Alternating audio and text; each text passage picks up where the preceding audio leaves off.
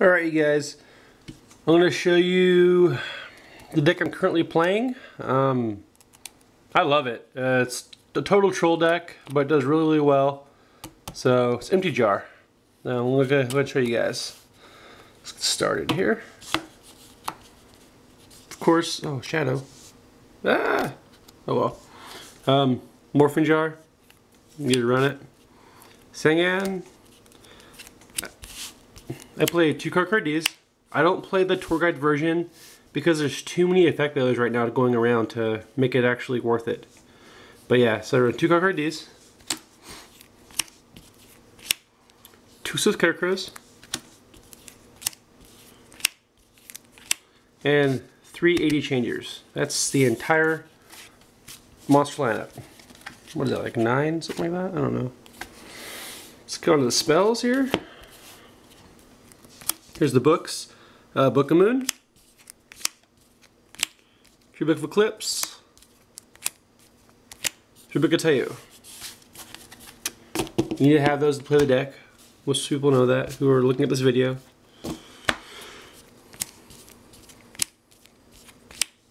3 Gold Sarcophagus.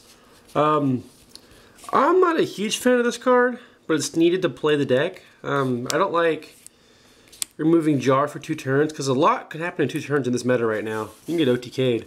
So, but it's needed. 3 of those. 3 Feathers. For good players, they understand this is actually your win condition. Most think it's Jar, but it's incorrect. You need these to win. You have to consistently keep getting back your card destruction. That's how you win, you know? So, play 3. The Draw Engine, 3 one-day apiece, and 3 Upstart Goblins. Just straight up draw. Can't go wrong with that. I love just 1 day apiece. Draw a card, card D, draw 2, say go. You know, pluses all around. I play 2 Dark World Dealings. Most players who play Empty Jar do not play this. I find it's mandatory, especially if you're running card Ds and 80 changers. There's just, you need them. You need to draw and discard, because once you use card D or you get your combo going with Jar, where the hell it's at? There it is. With Jar, you get all of these are dead. Every single one of these are useless once you get Jar going. So you need a way of getting them out of your hand, especially towards end game. Whenever you're going for card destructions, you don't want to draw. And if you have a monster, you have to draw because you have to discard it instead of setting it. So I highly recommend playing 2. I will not play without it anymore in this meta right now. So just heads up. 2 dualities. I try to do a 3, but it's one of those cards that once you get your loop, it's useless. And I'd rather just have 1 dead than 2. Even though 3, the odds of drawing at first turn are better, it's just not worth it. You lose because you can't play cards. With you're playing Empty Jar, you need to be able to use your hands that you draw. So 2 is nice. 2 is mandatory. Yes, 2 MSTs. Most players will play like a Heavy Storms or whatever. I don't like that. Jobber brought up a good point. If you, whatever the hell it was, that with Hero Beats is a big deck right now, and then not even that as Heretics.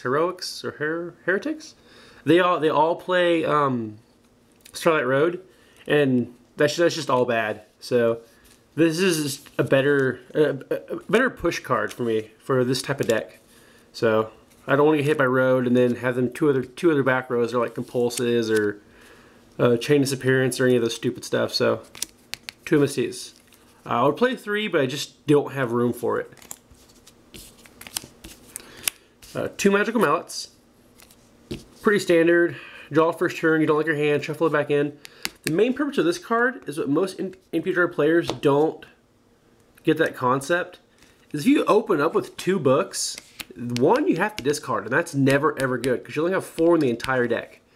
So you're going to want to mallet that. Mallet 1 back in the deck, draw some random card, and then go off. That's the purpose behind mallet. So those who don't know now do. Those who do know already, just ignore it. 2 Magical Swords Excavation? Yeah. pretty standard. Discard, draw, get your books back. You want to make sure you have these late game for your card destructions. You got to realize if you can't use card destruction, if you cannot use it twice, you will lose, guaranteed. So just keep that in mind. Foolish Burial hits the 80 changers, hits card Ds that are dead, scarecrows, all that. And your win condition of the entire deck is card destruction. You need to use this at the end game at least 2 to 3 times. Because all your draw, you need to be able to mill your opponent. I don't like the Needleworm deck version with the Shallow Graves. It's too inconsistent. So that's the deck. Give it a go. Try it out. Like the video for Jobber for picking me up a TP2 Morphin Jar. That's the only card we needed to make the deck complete for, well, foil wise anyway. Make it all beautiful. We're gonna go into my side deck now. I'll explain some of the choices I play in this. 2 Lava Golems, pretty self-explanatory. With the meta right now, nuke their dragons, Dino Rabbits, hit their Logia and Dalkas, Inzectors, hit them both, put it on the field, really good. 2 Morphin number 2s. This is not as good as it was last meta. Well, I guess before the priority rule, and Inzectors just dominated because it's going to pop it. But outside of Inzectors, it's so good. Just think about Chaos Dragons when they have a full field of like 5, or Heretics. They got like 5 beaters, you know. You set it, they attack. Oh, all 5 go in their deck to reshuffle. They're going to mill a shit ton of cards. Oh, sorry for my language. I'm trying to be more PG friendly here. 1 Fader and 1 Scarecrow. These are just the stall out for OTKs. I didn't want to put more Faders in here because there was just no room and it wasn't needed. I'd rather have Morphin Jar than a Fader most times. So those are my choices behind those. 3-dimensional Fissures. Not that good as it was a few weeks back, but it's still really good. It just doesn't touch Inzectors. They just laugh at it and you lose. But every other deck is really good, especially the Hero Beat. Play it, you know. They can't go into their Miracle and all that fun stuff. 2 Prohibitions. Really good card. I think it's a highly, highly underrated card. You can name any card in the game and they can't play it as long as they don't have it in their hand, right? Or something stupid like that. Yeah. So, really good card. Really, really, really, really good card. Especially against like Heretics. Oh, Red Eyes. Oh, okay. You know, just anything you want. You can just call anything.